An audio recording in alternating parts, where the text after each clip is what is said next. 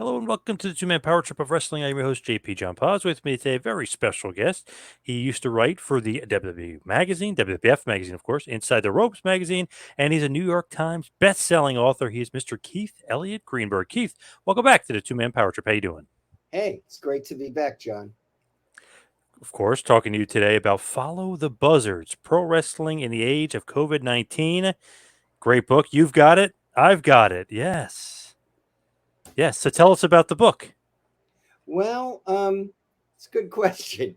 I wrote a book. The last time we spoke, I Yep. had just written Too Sweet Inside the Indie Wrestling Revolution, which was about the evolution of indie wrestling, culminating with the formation of AEW. And when I completed that book, my executive editor, Michael Holmes, and I discussed the possibility of doing a sequel because, okay, so AEW now has been launched. It's on, TNT at the time. What now? Like, where does pro wrestling go from here? What happens to the indies? What happens to New Japan in America? What happens to Ring of Honor? And so I had signed a contract to do a sequel, and then COVID happened. And so the book turned into Pro Wrestling in the Age of COVID-19. And it actually took a bit longer than I expected because COVID lasted a bit longer. The pandemic lasted longer than I anticipated. When you initially thought of this idea, did you ever think that like something like that would happen and almost like derail pro wrestling? Because it seemed like nothing could ever derail it for a while, and this almost did. Yeah, I mean, of course, none of us did. None of us imagined it. There's a part of the book where uh, uh, in 2020, CM Punk is still sitting out. He's not in the pro wrestling business. And somebody says, would you come back and wrestle at WrestleMania? And he goes, no, because I don't feel like wrestling in June. This is like March when he cracks those jokes. And everybody laughs. Ha ha, as if pro wrestling will be delayed until June. Well, lo and behold, there weren't live shows way past June, but it seemed inconceivable. And now, in some ways, when I look back at the book and I read sections, I like it seems like almost like a forgotten history or almost like a dream that I wanted to forget and we've all woken up from. What was the experience in writing it, though? I mean, it was probably different than any other book you've written before. It was, and it was quite challenging because I was literally writing things as they transpired and didn't know how they would play out. And I was on a deadline, so I couldn't wait for it all to be over. What was valuable was going back to the book, back to the manuscript after it was written. Um, I remember I handed in the book, and it was over a month before the executive editor got back to me. And that's always a very anxiety ridden period. It's like, how come they're not getting back to me? Maybe they hate the book. Maybe they've changed their mind. Maybe they've gone out of business. Like I go through that with every book I write. And, but during that period, other things were happening both in the world and in pro wrestling. And I was able to go back to the manuscript and say, oh, Braun Strowman's mentioned here. Oh, Braun Strowman was later terminated. Of course, now he's back with the Yeah. company. Yep. Same thing with like Johnny Gargano. It's like, oh, I mentioned Johnny Gargano here. Oh, Johnny Gargano's gone too. So, like, I'm tweaking things in the manuscript. Ultimately, Tony Khan buys Ring of Honor, so there we go. I can close the circle on the Ring of Honor section. And so I was able to take all these events I was writing about at the time and then go back a few months later and say, this is how they played out. And so the book looks like it was written to a degree from a distance. But when I initially wrote that manuscript, it was while things were happening and it was very uncertain. When you are putting this book together, obviously we're saying it's unlike any other book you've put together before. But I mean, it's just got to be like weird. Like you really Very. don't know you don't know what's going on with the business. You don't know what's going on with politics or real life. We don't know. I mean, it's Don't got to be know. I weird. mean, look, because this took place in the UK, it took place at the same time as Brexit, and in the US, we had the 2020 presidential election, and that was very bizarre, and Yep. still is. So, I mean, we haven't really gotten over that yet. And I even remember there's a section of the book where now it's January of 2021, and I say, okay, the vaccines are here, and there's talk of there being live shows again, and it looks like this is all ending, and the election's over, and Brexit is over. There's been that's all closed, and then Wrestle Kingdom happens, and a day later there is the Capitol insurrection, and so it's like, wow, this story now, it's not just the wrestling story, it's like the story of the world continues to unfold, and I think I have to keep writing for a while.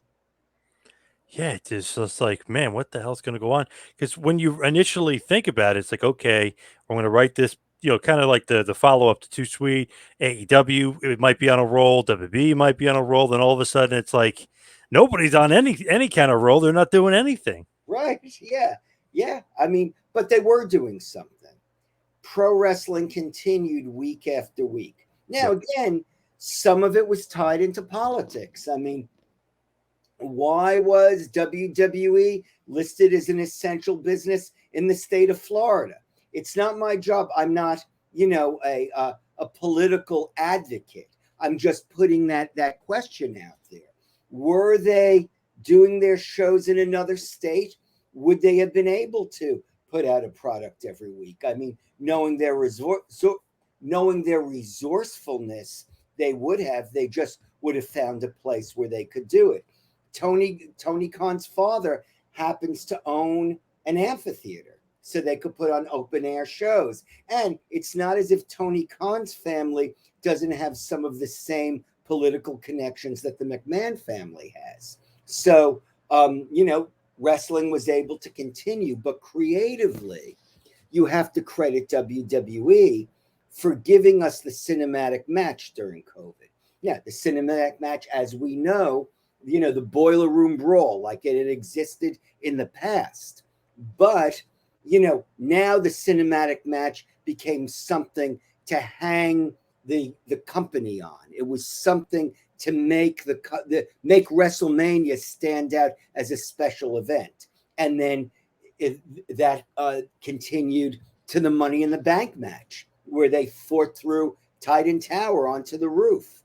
And AEW in the meantime did the Stadium Stampede show. And Yep. again, the family happened to own a football stadium, and they were able to do it there. So these are examples of creativity in the midst of adversity. And both the companies and the performers need to be praised for this, because in the end, it was the performers who weren't just risking their bodies like they always do, but risking their health during some very uncertain times to deliver for the fans and help the fans escape. Yeah, it's funny. It's like now we're almost like sick of the cinematic matches, but when they started doing them, we're like, "Well, this is different." Even AJ Styles and Undertaker were like, "Wow, this is different. Well, This is AJ cool." Styles and Undertaker, and it was very creative. I mean, that was like an old-fashioned Western. And Yeah. then you Yep. had, the match between Bray Wyatt and John Cena, and that was like an art house movie. So Yep. obviously, both of those were greenlit by WWE. So for all the criticism of creative criticism that people had of WWE at the time, they were coming up with some creative stuff. And the Thunderdome, not only was that a Yep. creative alternative to the empty arena match, it was an expensive alternative. And WWE, as always, spent the money to deliver for the fans. I was gonna say the Thunderdome, if you think about it, it's like, wow, what a crazy idea. But it was great because I hated watching when there's nobody there and there's no sound. I know obviously they're putting in the sound, but at least there's people's reactions and you're seeing faces and you can kind of tell if they're into it or not into it. Yeah, So and look, and before the Thunderdome, there were some things tried. Like, remember, they'd have like the performance center trainees standing masked behind plexiglass, yep, and and like that fake didn't work cheering and stuff. Yeah. in a dark building. I mean, that didn't work, but they didn't stay with it. They went on from there, and AEW had the talent around the ring, and that created a little bit of the old time studio wrestling vibe. And then indies did, they also did some alternatives. I mean, I went to a number of outdoor shows that was socially distanced. Warrior Wrestling out of Chicago Heights. They were on a high school football field, Marion High School in Chicago Heights. The promoter happens to be the principal of the high school. And so you could have people in a safe environment, spread all over the bleachers, spread all over the field, and watching wrestling. And the only ones at risk really were the wrestlers themselves, and they were willing to do it for themselves and for the fans. Would you say you're still as big of a wrestling fan as maybe you were when you first started getting into it, or no?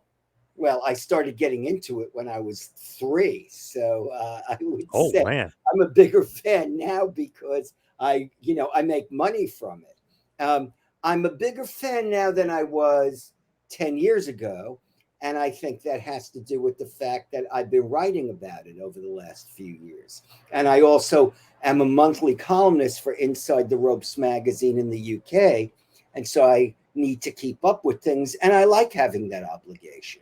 I don't want to have a reason for my mind to wander away from wrestling. When I was on retainer for WWE, that existed till 2007. And when my retainer was taken away, it was a bummer, and even though I knew eventually somebody would look at the books and say, why are we paying this guy who we've never seen in the office? Why are we paying him so much money? I remember, like, I was going to Chicago for another client, and I saw George Napolitano, the famed wrestling photographer, in the airport, and he was going to WrestleMania, and my heart sunk. It was like all the other kids are having a party, and I'm not invited anymore. Right. So, Yeah. although I might have put up a front and said, the product's not as good as it used to be, now that I'm included again, it feels pretty good. Do you think AEW has a lot to do with like not so much renewed interest, but you kind of get into it? Is AEW play a role in that at all? I mean, look, they all do. GCW, Game Changer Wrestling out of Jersey, plays a role in it too. Again, those are the people who give me access to things. But yeah, having competition and having alternatives is that's always good. And if the New York Yankees only played intra squad games, you'd lose interest. And sure, and Triple H becoming the new creative head at WWE not only has me very excited, but has virtually everybody I've been speaking to very excited. To me, there was a big lull in wrestling for a while when WWE was basically, out there with no competition. There was a huge lull. All of a sudden, AEW is around. If people don't like it, or they do like it, or whatever, I just feel like it made WWE step up their game, whether they want to admit it or not. You kind of have to. So I feel like they've been a lot better since AEW's been around. Yeah, they've been a lot better. And you also have the Triple H regime starting. And, Yep.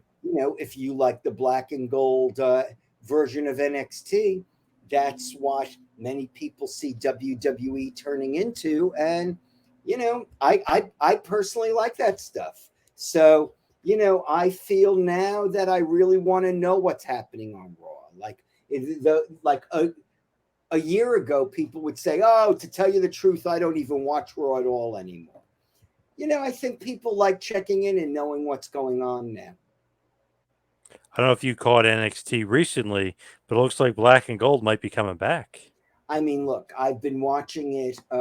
I have been watching it. I watched it the other night. I was traveling and I did catch the last hour, and I saw, Carmelo Hayes and Solo Sikoa have that North American title match, and it was pretty good, And I watched AEW last night, and I'm happy to, have to watch wrestling a couple of times a week. I'm a wrestling fan, and I sometimes get paid for it. Yeah, ratings have been up all the way around. Yeah. So NXT had a big rating. I think AEW was pretty good. I think it was almost 1.2 million. Raw, I know it's a little bit down because football's back, but before But that, it was over 2 million. Yeah, look, I don't really look at the ratings. I look at what I like and what's exciting me, and I judge it by also people I know. And if I wake up and I'm getting a bunch of texts from people about something that happened last night, even if it's something bad, and even if it's the chaos that occurred at the post All Out scrum, I'll tell you this: a lot of people were sure interested in that. They were sure talking about it, and they all were watching Dynamite that Wednesday. It's funny that happened because Clash of the Castle was the day before, and everyone was talking about how great the show was. It was great. It was great. I mean, I hadn't seen Sheamus in such a good Yeah, him and Gunther. Yeah. I mean, that like at the end of the year at Inside the Ropes magazine, we do like match of the year, and I was buzzing after that. I'm thinking, this is it. This is the match of the year. And NXT had a show that weekend too. And it was what, Ricochet and Carmelo Hayes. They had a killer match. Like one day, WB got to bask in it that Clash in the Castle, all the success, two great matches that really stuck out, Roman and Drew, and obviously Gunther and Sheamus, and like everybody's buzzing about it. Not even 24 hours later, AEW was talking to town. They've kind of been talking to town for a few weeks because of the CM Punk stuff with the scrum. Yeah. I mean, I don't know if that's good talk of the town. It's like, what is good publicity? What is bad publicity? And I'm not sure, like there's the statement, there's no such thing as bad publicity. Look, bad publicity is if you get arrested for sexual assault. That's bad publicity. Yeah. Wrestlers brawling backstage, I'm not so sure that is bad publicity. Might be good. Yeah. I don't know. It seemed like people were really interested in the beginning of Dynamite when it first happened, and then a week later, 1.2 million. So it seems like their interest is there. It built, and I'm sure MJF will say that's because he's back. But you can't take anything away from the other talent there. I mean, look, you saw Orange Cassidy act very aggressive last night. Jumping pack. Never expected that. I mean, again, we're talking like if somebody's watching this and they haven't watched wrestling in a while, they're like, what are these crazy fans talking about? But you know what I'm talking about. Yeah. But I don't know, with the Punk stuff, it's one of those things you don't know what direction it's going to go because of the suspensions. Is Punk going to be suspended, but he's injured, so I mean, it's almost like we won't know for months what's going to happen with we don't know for months, and that's look. We didn't know what was going with MJF for months. I mean, I'm Facebook friends with MJF's mother because we were at Bayside High School at the same time. She was there, I was there. Eric Adams, the mayor of New York, was there. We were all in Queens at the same time. And she was kayfabing like you wouldn't have known. She had a son. You'd look at her Facebook page and it was like pictures of her daughters and her husband and her friends. You wouldn't know that. And then as soon as MJF was back, it's MJF. I think it was her and her husband at one of the shows saying like he's not our son or something, making fun. I mean, they're really into it. Yeah, it was pretty funny. Yeah. So did you know her though in school, or you didn't know her in school? My best friend dated one of her good friends, but I don't remember us ever having a conversation back then. Much as I'd like to say we were friends at the time, that's not true. But it is cool. Yeah, I was gonna say you should tell her. Oh, we were great friends. Let's let's write No, a book about your son. no, no. He's been obviously the talk of the town now because he's back. That whole thing. Did you think that helped or hurt AEW when he was gone? Because it was it's almost like he berated the company and then he was gone, but then he said he would go to WWE. Did that help or hurt? I mean, it kind of Well, hurt his helped you his know what? character. Wrestling, sometimes it's wonderful when people kind of believe. And there were people who were thinking that was a complete shoot. And, there was a lot of speculation. And, the fact that he vanished from social media entirely added to the intrigue because, look, we live in a different era. As, my book points out, it's not the old days where you wait for just the wrestling broadcast. Social media plays a big factor too. I wake up to text from fans and I, monitor Twitter, when for recreation, wrestling Twitter for recreation. And he stayed away from social media, which, only made his return that more satisfying. And then, of course, people were overjoyed when they read the little salacious tidbit, if it's true, that while everybody was fighting backstage, MJF was apparently just standing there taking the whole thing in. Didn't want to get involved, I guess. Why would he? Yeah, that's great. I just wonder, like, obviously what's going to happen with them. But when he did that, very reminiscent of like a Brian Pillman, or maybe that's what they were going for. I think so. Where it's very unpredictable with like, what is he? Why is he saying this? He's cursing. We don't know where he's going or what he's doing. He wants out of his contract. Very Brian Pillman esque. Yes. And look, MJF, I don't know the guy. I've never had a conversation with the guy. But he's obviously a student of the game and he has studied all of these people, both as in-ring performers and personalities. And, that's the wonderful thing. I mean, a lot of the talent today, they are fans of the history of professional wrestling and they take from that history. And the history is alive and lives through the talent we watch every week. Definitely. When you were three, we'll go back then. Speaking of history of the business, who got you into the business? Why did you My get so attracted? My grandparents and my mother was an Antonina Rocca fan. But Oh, wow. Okay. So I was born in the Bronx, raised in Queens. My father's parents lived in Brighton Beach, Brooklyn, which is has been known as Little Odessa. It's the Russian-speaking section of Brooklyn, and so they were fans and they were true believers, and they really believed when Bruno was in the ring, Bruno was in a fight for his life. And I remember, and this is a story I've told before. I once kids at school were saying it's fake, it's fake. Was very defensive about this. Why would you say something I love is fake?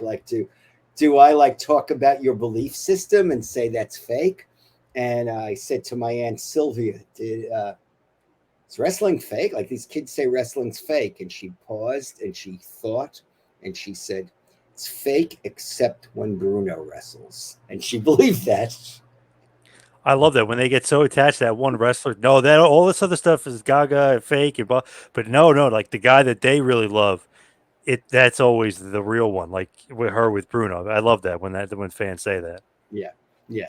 But when you're raised that way, I guess you either reject it entirely or you want to know more about it.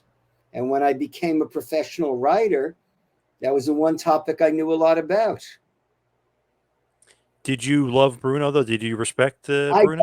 I loved Bruno. I mean, I liked some of the villains too. I loved Freddie Blassie and later wrote a book with him. I was a big fan of Killer Kowalski. Ernie the Cat Lad was just such a great talker. Even now, sometimes I watch his interviews. Superstar Billy Graham, who I also wrote a book with, a great talker, a great personality, a really exciting presence. So, yeah, I mean, but Bruno was the working man's champion. And if you came from an ethnic working class home, I think you invested your hopes in him. At least I did, and members of my family did as well.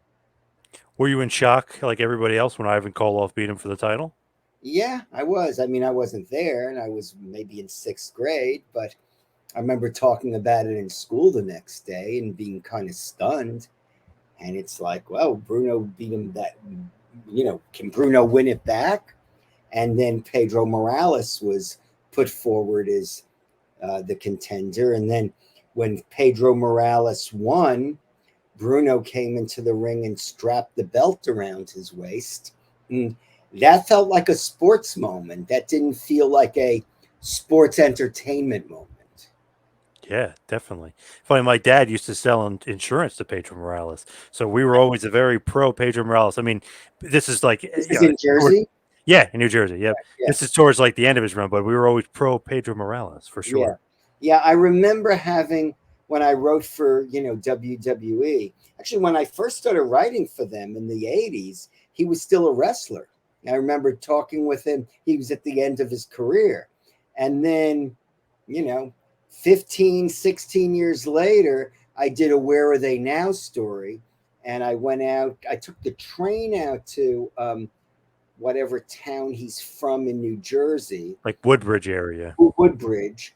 And he picked me up at the train station. And that was a trip. Like Pedro Morales is picking me up. Yeah, yeah, that's awesome. That's so Yeah. cool. What do you think though? Like the fans, I know they still had sellouts and they did well, but was it that good of an era when he was champ versus I mean, Bruno? I mean, we're again, talking about 2000 days versus I say 1000 this in days. every interview. It's you fall in love with wrestling when you're between 11 and 14, and that's the wrestling you romanticize forever. Was it as good of an era as Bruno? No, it wasn't. It didn't sell as well outside of, New York City.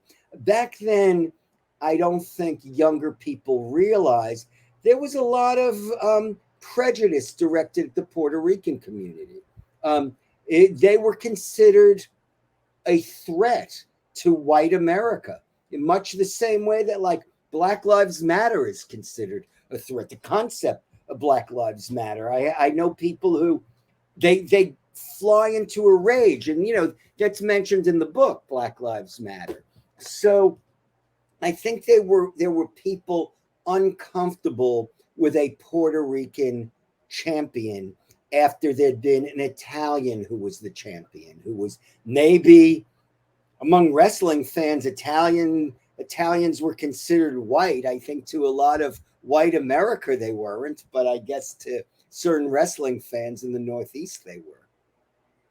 To me, it was like trying to almost take it into a new era, with Pedro, is obviously a younger champ, but they end up giving it to Stan the Man Stasiak. Then Bruno gets it back. So it's almost like, yeah, the Pedro experiment was good. He had it for 1,000+ days, but like, we're going to give it back to the guy who Right, had it, because I guess the idea was Bruno can do business. Yep. I mean, I never had this talk with Vincent James McMahon. And I remember when I interviewed Pedro, I asked him a bit about that. And he said, it's a lot to get into now. He goes, come out here one day, just, personally, not for work. And we'll hang out and I'll tell you the whole story. And of course, I didn't follow up. And now Pedro's gone. And we never will follow up. What do you think about that, though? Do you think that Bruno was just more box office, or like why the change? I would say he was a proven commodity. I mean, if you had certain cities, there was the NWF at the time. I may not be 100% correct. I didn't, do my research on this, but they were in Cleveland and Pittsburgh, and I think Buffalo, upstate New York. Places that might have been more Bruno Sammartino type cities. There was some breaking off from the WWF at the time, and I guess there was the feeling that Bruno could unify everybody again, kind of bring all those fractured promotions back. I mean, there was a promoter in Boston, even when Bruno wasn't the champion, he would always put Bruno in the main event. Bruno meant a lot to people. Yeah, I mean, phew, look at his combined day as champions. Was it over 3,000? Right? I mean, it's crazy. Yeah. I mean, again, I was in, sixth grade and then junior high school when Pedro was champ. So, of course, the Pedro era was very exciting to me. Yeah, absolutely. I'm always curious though, like the transitional champions. Do you think that that's like a good purpose to serve, like not having the baby faces at that point face? So it's like Koloff, Stan Stasiak, Yes, that Iron that, Sheik. that that that was the way it was done. But and I wrote a book with superstar Billy Graham. Superstar Billy Graham was a transitional champion who kept the title for almost a year. Yeah. And Yep. what happened was fans were definitely cheering him. I mean, fans were probably cheering him beforehand. I remember always being pretty taken with him. And superstar Billy Graham wanted to hold on to the title. And Vince and James McMahon had made the decision that you're winning it on this day and you are losing it on this day. It was that literal. And he didn't dither when that decision was final. And it's like, come on, Billy, you know what our deal is. You're losing the title. And superstar Billy Graham will tell you he pretty much had a nervous breakdown after he lost. So call wrestling fake. It wasn't fake to him. Just crazy to think that they didn't keep going with him because he seemed like way more box office than Bob Backlund to me. You know what I mean? It just seemed And, like and, he was the guy to and go with. look, in the book, and that book's called Tangled Ropes, in case anybody here wants to get it on Amazon or wherever. You could probably get it for a few dollars now. I But think I have mine autographed from him. yeah, but if if you read the story, Vince McMahon told me in an interview that had he been in charge rather than his father, he said superstar Billy Graham would have been our Hulk Hogan. I wonder if you get Hulk Hogan after that, if Superstar, you know what I mean? Because then Superstar could have held the belt for an extended period of time. You don't know. I mean, you really don't know. I mean, because Jesse Ventura and Hulk Hogan were guys who were inspired by superstar Billy Graham. So, it's like what if? It's like if you could go back into your life and change certain things. What if you didn't go to that party that night and meet your wife? Where would your life be? What if you didn't go on Hinge, when you were drunk on a Tuesday night and, ended up like impregnating someone on the first date? Who knows? You could have been a superstar. Anyway, What do you think about writing books like Superstar and Classy Freddie Blassie? Like, is it almost like a little bit of fan perspective? Obviously, you're a historian too. I mean, you know your stuff, but is it almost a little bit of a fan perspective? Like, you have questions like you want to ask him of as a course, yeah, fan? that's the fun of it. That's the fun of it. I mean, you have to be a fan. I think, to do the best book. Well, you don't necessarily have to be a fan beforehand, but you have to make yourself a fan. And it's much easier when you already are a fan. Look, I did a book not related to wrestling on the Jeff Healey band, a very popular blues rock band in Canada. I wrote it with the drummer. And I knew a couple of their songs, but I wasn't a Jeff Healey fanatic. But when I would be writing even other stuff, I would have their music on and kind of get lost in their music and feel their music because I needed to immerse myself. And then you do have questions. It's like, hey, when I was listening to this, what was the idea of this lyric? Were you just trying to get it to rhyme? And that's the most fun. The best part was when I did the book with superstar Billy Graham. He and I would sit in his living room and watch old matches, and he would just kind of give me a play by play of what was going on in his mind throughout the match. And again, that's an experience I never expected to have, and I consider myself quite privileged to have experienced that. To me, like it's pretty amazing, like interviewing him and stuff because I got the chance to interview him. We were talking about the Dusty Rhodes feud that they Yeah. had in WWF, and man, his detail was great. I mean, his memory is great. It's funny, like some of those guys, you would think like, oh, they're not going to remember 40, 50 years ago, and they remember it like it was yesterday. Some of that stuff. Sorry, I had to respond to something. My Hey, no problem. apologies. Okay. Anyway, so yeah, it's all interesting stuff. So saying like, for instance, like let's just say the Dusty feud with Superstar Billy Graham, their recall of some of that stuff is amazing. Like when you really get them focused, you would think they're not going to remember some of the stuff, but I mean they really do. No, and particularly him. But then I discussed this with Brian Solomon, the guy who wrote. He's a friend of mine, and he wrote that book, Blood and Fire, on the original On the Sheik. Sheik. Yep. And he said, you talk to some of these guys, and there's some match you remember so vividly from 40 years ago, and they go, "To tell you the truth, man, I don't remember it." There are a lot of, Oh yeah, you get that too. Yeah. and I'm sure you've heard that, right? Yeah. Oh yeah. It like meant so much to you, and you're thinking this, and then like, did that happen? Like they're like almost like blurry about it. Because that was another day at the office to them in some ways. Not to say they didn't put their heart into it when they were there, but they're working a circuit. I mean, look, if you're a fan, I mean, also wrote a book with Ric Flair. If you're a fan in Asheville, North Carolina, that's not Charlotte, that's not Greensboro, that's not the heart of the territory. That's the equivalent of a house show back then. And you remember this match between Ric Flair and Rufus R. Jones, and that was the match that made you a wrestling fan. And a Ric Flair, he might have wrestled somewhere else that afternoon, and then that was his. He wrestled that match at night.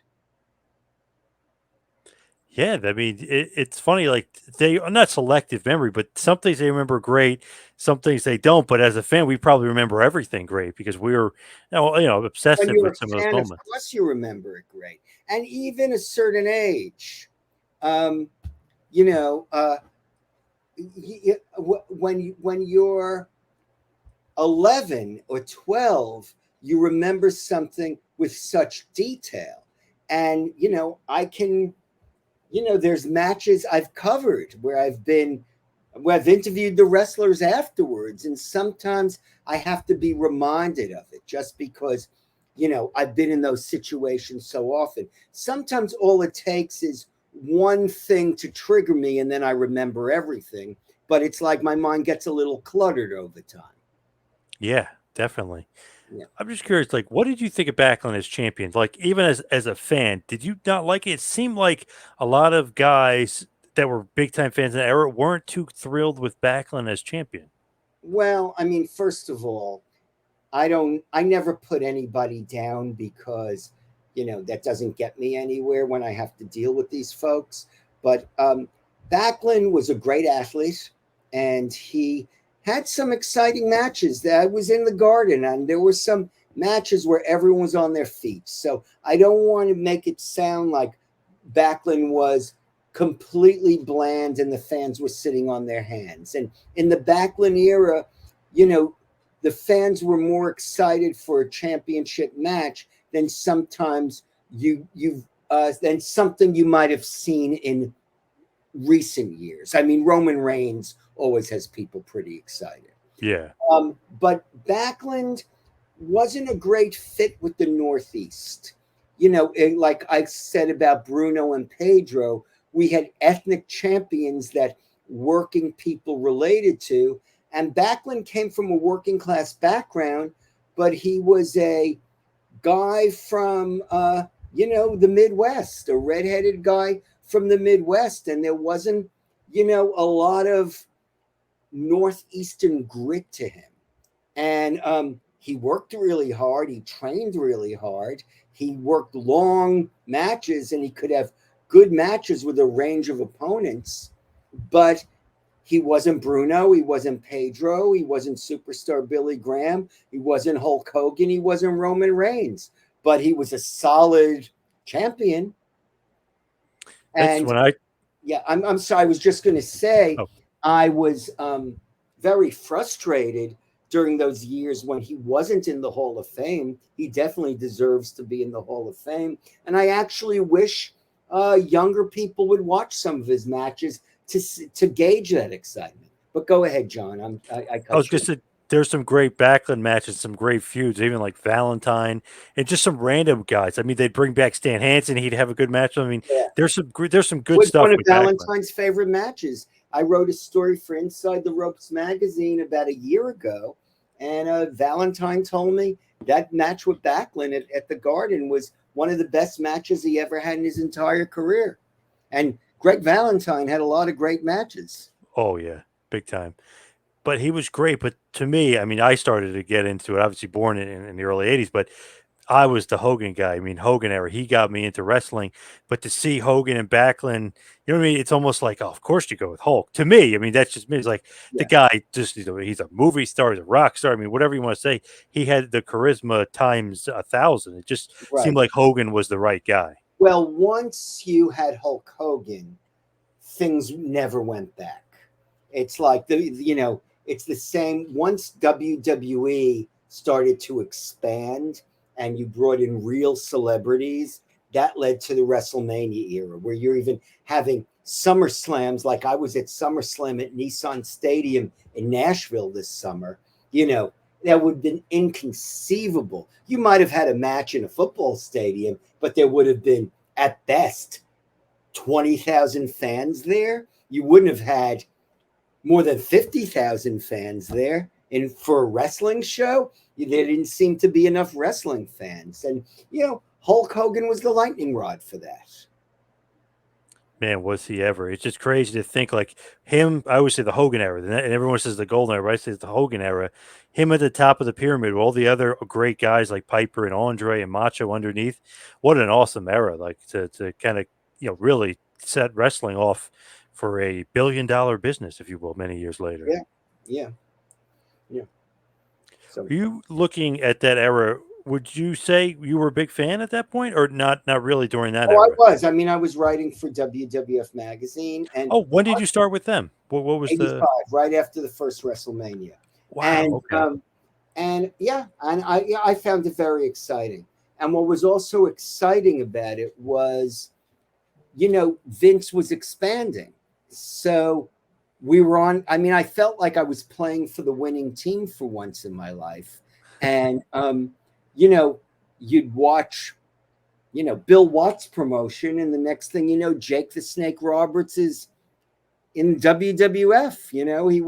He had just been working, the mid South, and then you'd see a guy like Hacksaw Butch Reed. Like these are guys I was accustomed to seeing in other promotions. Even Jim and the Anvil Neidhart. I think he was down in Memphis. Suddenly, these guys just started coming in, and I remember when the Road Warriors came in. I never thought I'd see the Road Warriors, in WWF. So it was very exciting to just see all these personalities that I'd read about in the wrestling magazines or happened to catch somewhere. Now they were all working for WWF. How'd you get in? Who was your boss, and like who hires you? You know what I mean? Like how'd you get in the door? Well, I was at the first WrestleMania, and I was writing for Us Weekly, and I was chatting with Ed Raschuti, who was the editor of the WWF magazine. Ed Raschuti, I still talk to him. He's about 20 years older than I am, and ex-Marine, seasoned journalist, a boxer, martial artist, has covered, smuggling stories in Africa. He's covered, stories in Iran. And so, I guess at the time, a lot of wrestling writers were not really that worldly or educated, or at least that was the perception of them. And so Ed and I are chatting, and he says, why don't you write for us? And that was a big turning point in my life. Man, that's just crazy. Like the way that happens. You were at WrestleMania 1 just covering for US Week? You weren't going there as a fan I per was se. there for Us Weekly, yes. So not there as a fan per se. No, I was there as a member of the working press. What did you think of the spectacle of WrestleMania at that point? I mean, it's funny because like I must have had, yeah, we had VCRs then. I had seen Starrcade, and Starrcade was pretty exciting. And, there'd been two Starrcades. And so I was thinking, well, is this as good as that? But the celebrity aspect, that's what made it exciting. The fact that you had Mr. T there and Cyndi Lauper there. And, even Billy Martin, who the former manager of the Yankees, these were like A-list names. And then you saw in the audience, there were not has-been celebrities, current celebrities there. And to be part of that, that really felt, like, you were at a special event. It would be like someone who's into cinema being at the Oscars. Did you think that, like, I mean, it's crazy to think, but you think like, wow, not only going to be working there, they're going to be this huge giant, and we're going to have WrestleMania every year. Like, were you thinking that in your head, like it's going to get bigger and I bigger and had bigger? this talk with Ed Raschuti at the time. And I said, how long is this going to last? He said 2 years. And he goes, next year, it'll peak another year, and then it'll decline. There'll probably be a WrestleMania 3. It won't be anything like this, and then people will, the public will just go on to something else. Made perfect sense to me. I thought I'll still be watching, but I'm a wrestling fan. So not only did two become bigger because they did in three different venues in three different states in Right. the three biggest markets, three became pretty much the The measuring stick, the prototype biggest for of all what we have time. today. Yeah. Yeah, Yeah. Yeah. Hogan Andre. I mean, it doesn't get much bigger than that. Yeah. And then if you look at it around WrestleMania 4, around that time is when they did 33 million viewers on NBC. So it's like, man, they didn't peak 2 years later, not even I close. remember being at those WrestleManias in Atlantic City, 4 and 5, and first of all, the arena itself had a very high ceiling, so you didn't hear a lot of noise. Plus, it was sponsored by Trump Plaza and Donald Trump's casino, and high rollers were given seats at ringside, and so you didn't have a lot of wild enthusiasm at ringside like you saw at the other WrestleManias. Right. But Vince was making contacts and building the brand, and I guess that was a wise thing to do. I mean, there were Mike Tyson boxed for Donald Trump in Atlantic City, and Vince was associating himself with that. And that was how the world was perceiving the WWF. And, uh, Jim Crockett promotion still existed then. And, they weren't doing anything like that. They didn't have those kinds of tie ins. So, Vince McMahon's WWF was the pro wrestling to watch, and everything else was wrestling. That was the message that was being sent. And it seemed like that was around the peak, WrestleMania 5. I think it did 780,000 buys. At that point was the record. I mean, and that stood for a bunch of years. Also, a little bit harder to get pay-per-views back then, and a little different. Nowadays, it's easy. Just do it on your phone or, whatever. Right, So Hogan Savage was like a huge, huge draw, a huge moneymaker right. for them. Yes, yes. But, it's interesting. Writing for them at the time, there was the Hulk Hogan era. And yes, that bled into the Macho Man era because, you had the friction between Hogan and Savage over Miss Elizabeth. And that worked, and fans were into it. I think the turning point was 1990 in the US when the Ultimate Warrior beat Hulk Hogan, and the Ultimate Warrior was not Hulk Hogan, and Yep. he wasn't Randy Savage. And I remember watching that SummerSlam where it was Earthquake against Hogan, and then it was Rick Rude against the champion Ultimate Warrior. And I was watching with some friends who were not life, they were fair weather fans. And, there were a couple of my good friends who I'd been watching wrestling with my whole life. And then there were some people we were buddies with, and they'd watch because it was the thing to watch. And you could see they were losing interest towards the end. Like they weren't going to watch again. They weren't going to be watching Survivor Series. Wow. So they weren't into Warrior, I guess. They were into Warrior when he was challenging Hogan, but they weren't buying. They weren't buying into Rick Rude versus Warrior as the main event. It wasn't Savage and Hogan. It wasn't Andre and Hogan. Yep. It wasn't Hogan. It was, it wasn't Hulk Hogan. I remember as a fan, I mean, vividly, I was very young, but vividly hating Ultimate Warrior for years after he beat Hogan. I mean, I was furious with him. That's what a fan. That's how a fan is supposed to feel. I even rooted for Savage WrestleMania 7. I wanted him to retire his ass. You know what I mean? I just didn't like him. Yeah. You don't beat Hogan at WrestleMania. I mean, come on. You don't beat Hogan, period. But yeah. I wonder if Vince, if you maybe even talked to Vince and said, Vince, do you ever have any regrets about maybe going in the Warrior direction and thinking Hogan was done at that point? I don't know. I mean, you have to try new stuff. You know, and Hulk Hogan probably, needed a break. He was going nonstop. I don't know this. Nobody ever told me that. But, you always want a good bench to replace what you have. That's the beauty of NXT is you have all these, you have like Carmelo Hayes waiting to come up. I don't know, who there is. You have Braun Breaker. You have the guy who was Jordan Devlin. He's now, I forget the name he has.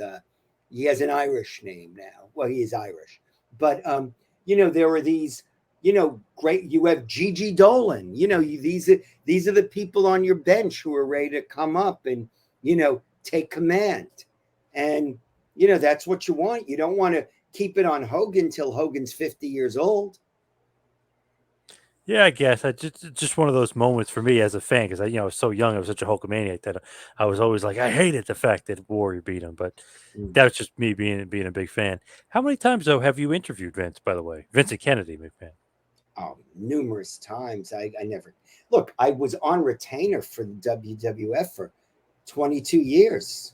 So it's easy, like right, just to kind of not easy, but easy to get him to do. It's easy, but I mean.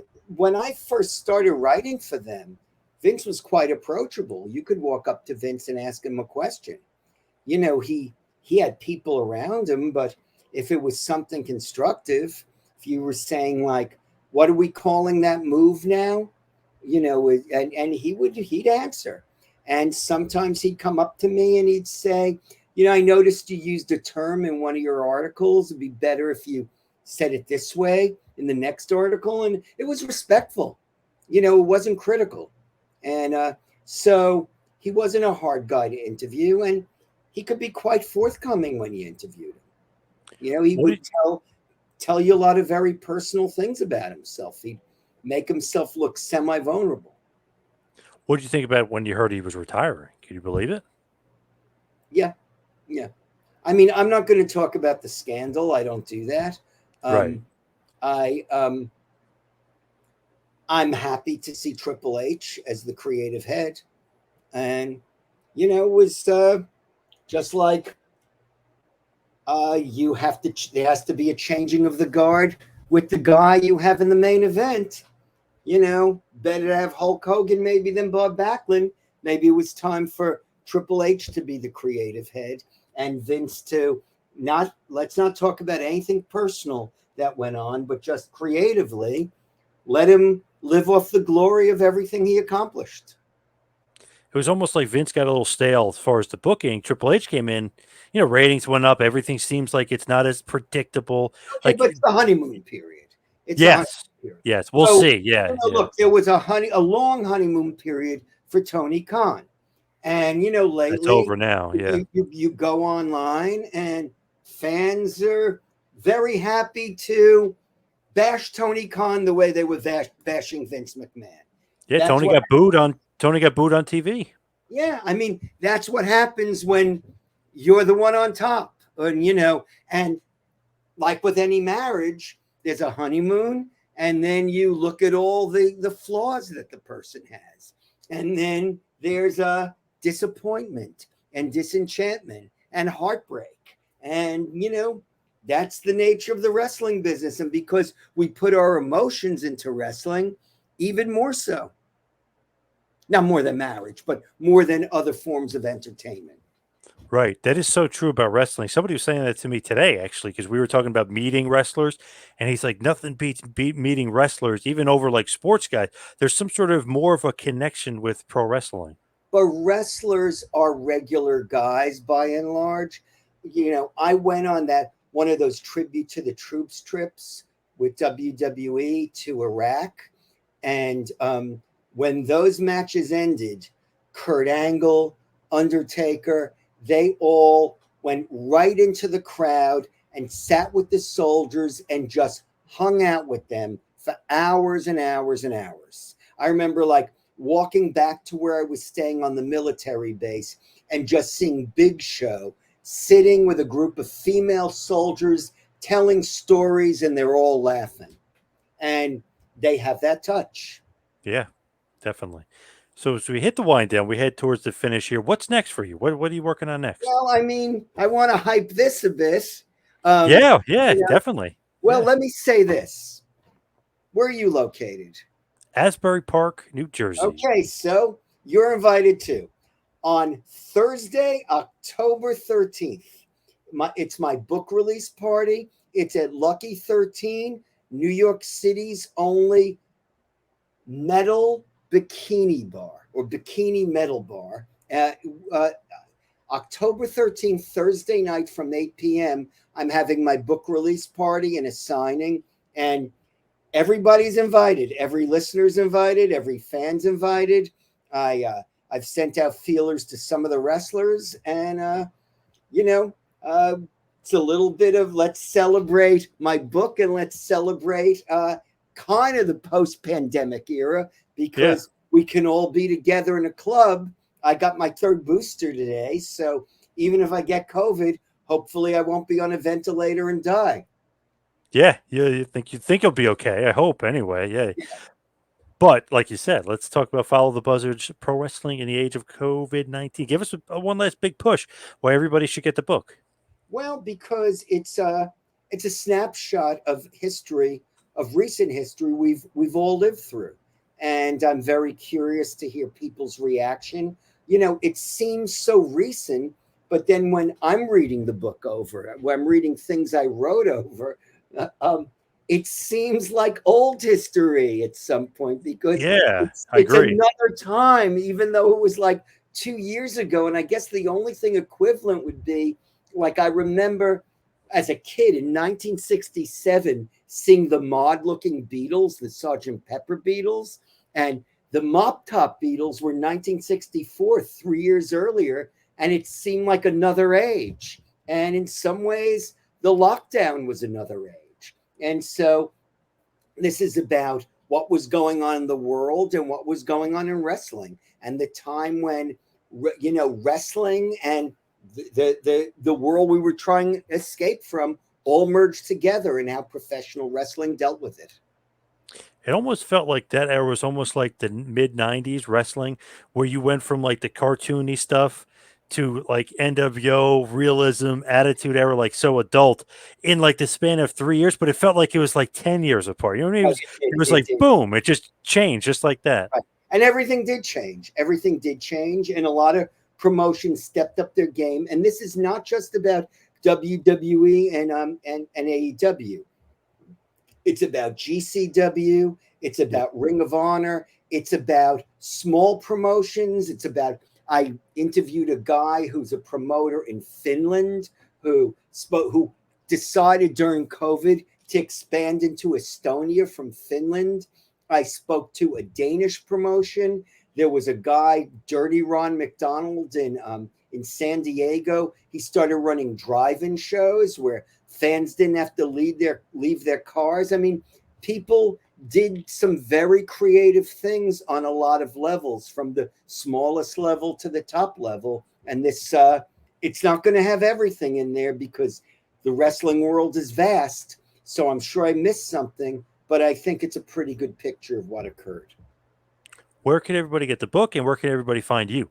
Well, you can find me on social media, although I probably, after like 100 more friend requests that I accept, I may have hit my limit on Facebook. But you could try me, Keith Elliot Greenberg. You can also find me on Instagram, and you can find me on Twitter. And I highly where can you find the book? Well, if Amazon. you come to my book party Thursday, October 13th at Lucky 13 in Brooklyn, I'll be signing books 2 days later on October 15th on the afternoon at the Wrestling Universe in Queens on Francis Lewis Boulevard. And you could either go to a bookstore and get it, or you could go to Amazon or go to ECW Press. I mean, you type in the book, you type in Follow the Buzzards in Greenberg, the book will come up, and there'll be plenty of places to order it. All right, Keith, thank you so much for all the time. Follow the Buzzards, Pro Wrestling in the Age of COVID-19. Get out there and get this book. But thank you so much for all the time. Really appreciate it. Thank you. I appreciate it too. And I appreciate, whenever I'm on a project, you always bring me on, and I'm grateful for it.